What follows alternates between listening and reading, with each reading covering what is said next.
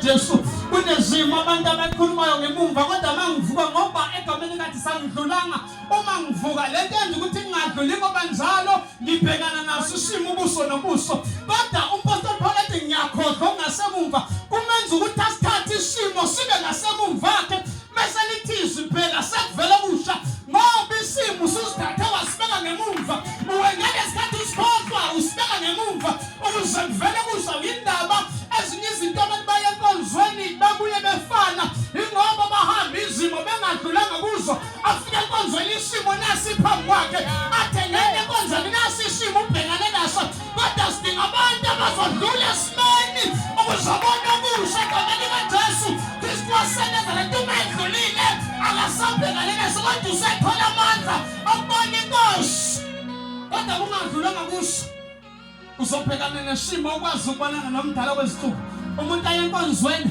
athi ngiyile nkonzweni kodwa ngibuye ngifana ngihambe ngidry kodwa ngobuya ngidry inkinga yakho ufunanga ukudlula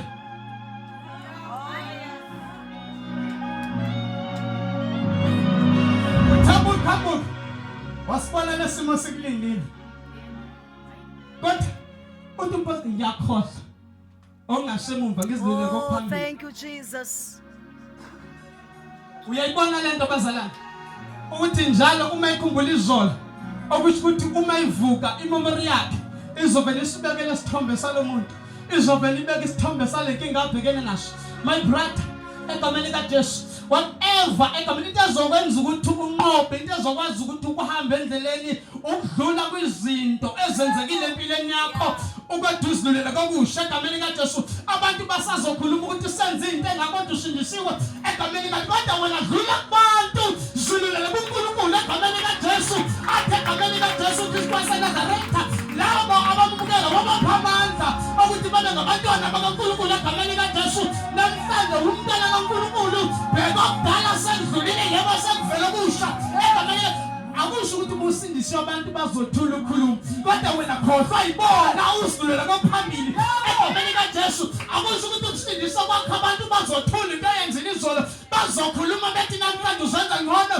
bheka izolo wena kodwa wena khohlwa yibo kodwa amazwi awaphosele ngemumva egameni likaJesu uthi wena mina ngiyalibona iwundla egameni likaJesu lesisizo nosehlabathi ngoba yinto ezokusiza ukhohlwa into ezenzeka izolo uyiluleka phambili egameni likaJesu uthi wenze njani egameni likaJesu lokuthe egameni likaJesu kadenza noma kanjani uzushintshe ngisho abangane kade bekufaka ehlathini bathi bayamemeza ukuthi inkinga yami angizenzi ngcono bafethu inkinga yami ukuthi angikhohle ongasemuva ngiyiluleka phambili ngoba usemuva kungidonsela emuva kodwa kwaphambili kungidonsela phambili. Oh hallelujah. Shall you sing this? Yes Lord. Oh, ngiyakhohlwa ngasemuva. Thank you Jesus. Hallelujah. Lezokusiza endleleni. Ukhohlwa into eyenzeka izolo. Uthi Jesu kuyodlula izulu nomhlaba. Oh yes. Kodwa amazwi akhe amile ngonaphakade. Ukubamba amazwi akhe nje. Ungasabamba into eningi. Ungasabamba ngisho ukhuluma kwabantu ungasabamba ngisho ukushumela kwabantu kodwa ubamba izwi lakhe. Nkosi yami. Ubamba izwi lakhe nje. Into ezokwenza ukuthi ukhohlwe ngasemuva. Ungabheka abantu kodwa ubheka iwundla. Ngoba ubheka umuntu uzokwenza ukhumbula izolo. Kodwa ubheka iwundla lizodala izinto ezithatha uvula izambulo ezintsha. Ubone uNkulunkulu ehlele ehlalweni sobukhosi egameni likaJesu. Hallelujah. Jesus. Kudume sencwadini Acts chapter 12. Isahluko 12. Siyaqala kwiverse lokuqala. Bebandla. Wabulala uJakobe umfowabo kaJohane ngenkemba. Jesus. Esebonile ukuthi lokho kuyabathokozisa abaJuda waqhubeka wambamba noPetro kwakuyizinsuku zesinkwa esingenamvubelo wambamba wamfaka etilongweni wamnikela emaviweni amane yilelo nalelo linamabutho amane uDavide ehlose ukumkhuphulela ebantwini emva kwePhasika. Hallelujah. Ngiyacela uqhubeke ngewehlelayo.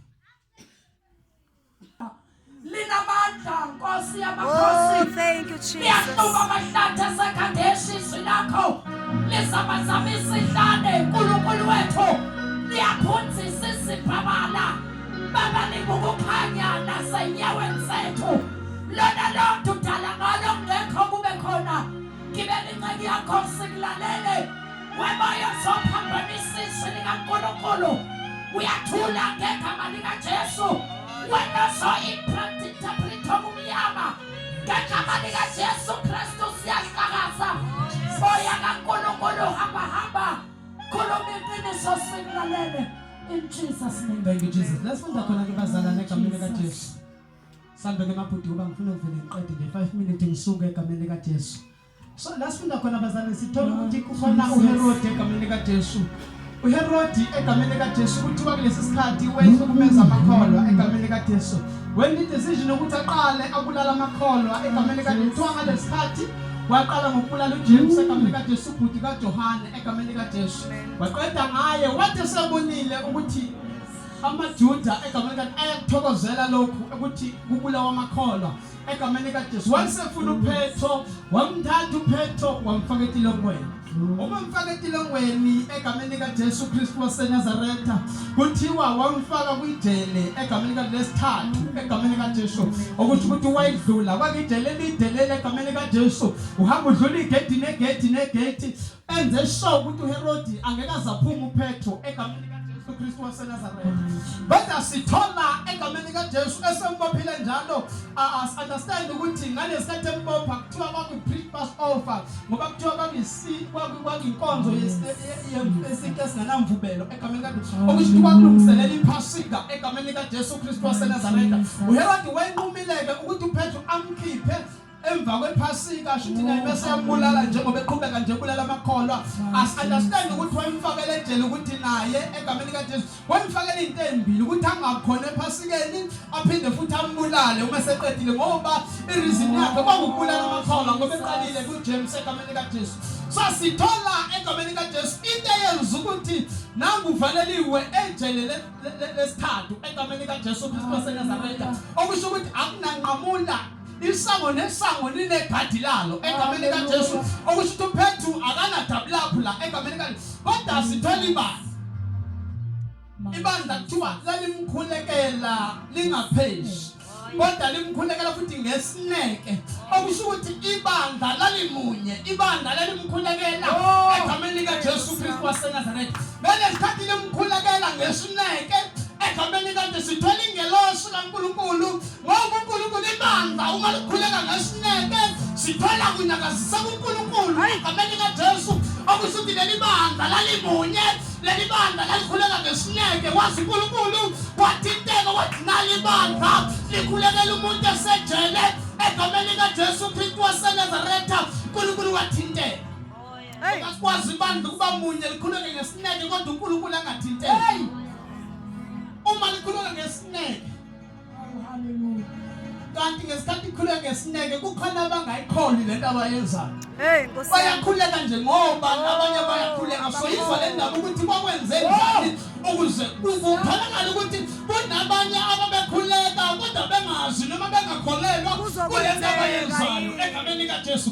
Sithola bayakhuleka ngesineke egameni likaJesu. Ngiyacabanga abanye babesebelela ngezisu egameni likaJesu kodwa khona belela ngezisu bekhuluma ngelimi kunabangakholelwa kulento abayenzayo egameni likaJesu. Mina ngiyavuma uyashumayela uyathandaza kodwa kunabangakholelwa kulento yenzayo egameni likaJesu. Ukuze into isebenzela abantu kuyomela qala wena uyikholwe lento yenzayo. Bayakhuleka. uNkulunkulu wadecide ukuthi akuvulele uPetru. Yafika uPetru lele yamthithi ngelosi kaNkulunkulu. Petru, Hallelujah.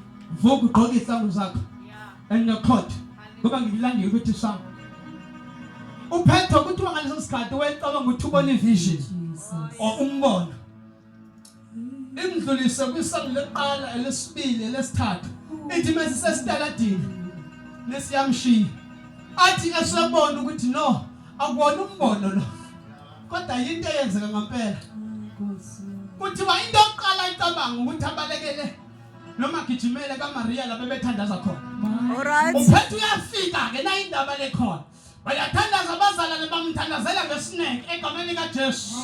Noma sefikile abasamuso egameni kaJesu bantu basaqhubeka bayathandaza into enza ukuthi bangamuzwa noma sefikile uphetho lento abayithandazelayo ingoba kukhona into ebaphazamisayo kunabangakholela kulento le egameni kaJesu abantu bathandazela izinto noma isifikile into aqhubeka ayithandazela noma isifikile iblessing yakuyaqhubeka uyathandaza uthi inkosi kade umbulina kodwa nayo iblessing iphambobuso bakho egameni kaJesu kodwa uyaqhubeka uyathandaza inkinga lento ayithandazayo akakholelwa uyayifuna blessing egameni kaJesu kodwa akakholelwa ukuthi uNkulunkulu ngamnika blessing uyakholelwa ukuthi angasinda lo muntu kodwa yena uyakholelwa ukuthi angasinda kodwa akakholelwa ukuthi lo muntu uNkulunkulu ngamsindisa uyabafika kwazinto amazana yodwa njengithanda kuTurona yona yezwa ngesikhathi engqongqoza bonke abezwa egameni kunomsindo egameni kaJesu uyanaka uphethe usefikile kodwa ibandla lisho egameni kaliyenzeka libandla likhulekela into noma isifikile likhulekela lithandazele noma isifikile sengathi kudingakala abantu abazohlala ukuze kuvuleke amehlo akakwazi amehlo amabona ukuvuleka uma kukhona abantu abangakholelanga ngento eyenziwayo okushuthi into eyenza ukuthi abanye bangezwa la ingoba bakhona i-disorder. Alright. Disorder yenziwa yini abantu abathandazayo kodwa bengakholelwa ilento abayithandazayo. My God. Kodwa ngithanda le ntombazana ukuthi yona iyathandaza kodwa ayisezwa umthandazo ukuthi uNkulunkulu useyamsile yakwazi ukuzwa wayinika indebe yakamoya kuze sangweni ngoba manje ukuthi ngamanye abantu lithi bandla lila kodwa nikaza abantu abemoya bazobona izinto isezale kude kwenze njani yamanje nakusenzela ngoba kuphela abantu abakholela ngento abayenzayo. Siyabonga Jesu.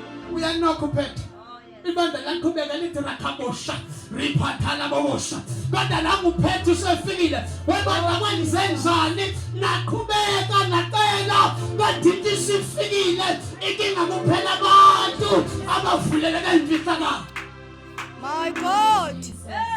Sithala le ntombazane igijima iyathizwa nje ukuthi izwi kaphethe yaba excited ngalendlela ukuthi Petro no awume kancane isayobika ukuthi lento ngoba ngiyababona ukuthi abezi ukuthi usifikile lento esikhulekelayo uPetro sasasangeni kodwa still abezi awume kancane wePetro ungalinga yini ngiyotshela labantu ukuthi usuphumile ngiyobatshela indaba zikaNkulunkulu esimnandi sibathola uma befika ethi uPetro nangenokho egethini bathi intombazane usho abazalwane bakhulekayo kade bekhulekela ukuthi uPetro akaphumi bathi uyahlala wemzalwane usho kanjani uma lento kade ikhulekela kuthiwa siyenzakalile kodwa futhi awuyikhola kanti ibandla njani alikhulekela into esifikile uphinde ungayikhona into yenza ukuthi bathi iyahlala le ntombazane ingoba bakholela kunomthandazo abawenzayo ukuthi uJesu wayingamkhipha ngaphela uPetro so wemzalwane ungakhathazeki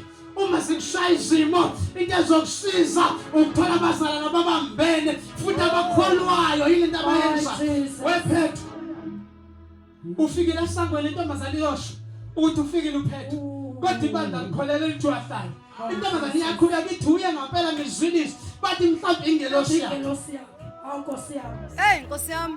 ngeke kubuyele kuzokwenza ukuthandazela into iminyaka ifika uthi no akuyona mhlawumbe umfanekiso wayo angiboni kahle kanti kufika yona ngokwenze njani uthandazela into no uthi akusiyona le egameni kaJesu kanti isifikile egameni ukuthi wena ulahle focus le trust lomthandazo egameni kaJesu Kristu waseNazaretha into ezokwenza ibandla lephezulu into ezokwenza ibandla ukuthi noma ngena enkingeni likwazi ukuma ukuthi bayithandaza yebo ngiyavuma babemunye bethanda kodwa kukhona abangakholela kuyo yona. Asikholelwe. Ayi. Akusiza ukhuleka uthandaza ngezilimi. Kwalezo indimo oyithandazayo ukholela kuzona. Hawu Jesu. uhlabelele indumiso ezosukumisa abantu kodwa uyikholele ukuthi lo ndumiso uhamba umuntu awephansi hayibo uyashumayela kodwa lo ntshumayelo lakho uyikholela ukuthi ngasindisa umuntu nje ngaphandle kokwenzani uyaqhubeka uyaprofeta lo prophecy yakho awuyikholwa mayiwena. Hawu Jesus. Thank you, Jesus. Ukuzibanda kwazi unqobo sakithi namhlanje akukholele kule nto yenzayo noma athi uhlula isihlalo kodwa uhlulela ukuthi namhlanje ozohlala la uzothehlala benjwa amandla ingakwaqali ngisho inkonzo egameni kaJesu ngoba namhlanje engase namhlanje ube position wakho ngisho uyiashe ekuseni ufike egameni kaJesu uthi abakofika bezalana kodwa ngiyacela Nkosi ngiyakholwa ukuthi ngoba ngisulela esihlalo ozohlala kusuzobamba amandla uma nimbayi izophuma namhlanje ngoba uyakholela kule nto yenzayo awulindanga kuzuzisa kodwa uqale wena wakholela ukuze abantu bakholele kwinto ayishoyo qabe ikhole wena. Thank you, Jesus. Abantu nje abasayikhola into esiyikhulumayo ngoba nayi thina siyikhola into esiyishoyo. Jesus. I decree and I declare kodwa ukholela kulona udlulisa amazi nje ufuna ukubuka ukuthi nawe uyakwazi ukusho namhlanje kudingana abantu abazothi bebeyishinto bayishisuka ngaphakathi egameni kaJesu bayizwa ukuthi iqubuka ngaphakathi ngoba kudingakala abantu abazothandaza ngoba benye bezwe abantu bethandaza uma kuthi thula udedela abathandazayo egameni kaJesu Kristu waseNazaretha mabhuti ikeyboard uzofika kule level ngathi udlala ikeyboard uqhumze kumuntu lapho uma madibona ngoba uyakholela kule nto yenzayo awudlaleli nje ukuthi no kube mnandi esontweni kodwa udlala kunalento esuka ngaphakathi uthi bambi makuthi nali wundlu leso sizona umuntu ngaphandle egameni kaJesu iwundlu lehle alefisho ukuthi udumisa kamnandi noma unevosi lefisho ukuthi lento yenza uyakholela kuyona Jesu. Hallelujah. Namhlanje uNkulunkulu ngifuna nje avusa abantu abakholela kule nto abazoyenza noma athi uNkulunkulu kubeke iphi position ungajaki iposition ngoba abantu bafuna ukujaka ama position angaphezulu kodwa bengakholela kwakule position abakuyona. Akunike uNkulunkulu lathi umdumisi wena ufuna ukuba ushumayeli kodwa ngokukholela nokuthi kule position ekuyona kumuntu. Yes, Lord. Namhlanje uNkulunkulu ngifuna nje azovusa abantu abazoma ngeqiniso bekholela kule nto abayenzayo egameni kaJesu sonke sima ngeenyawo egameni kaJesu.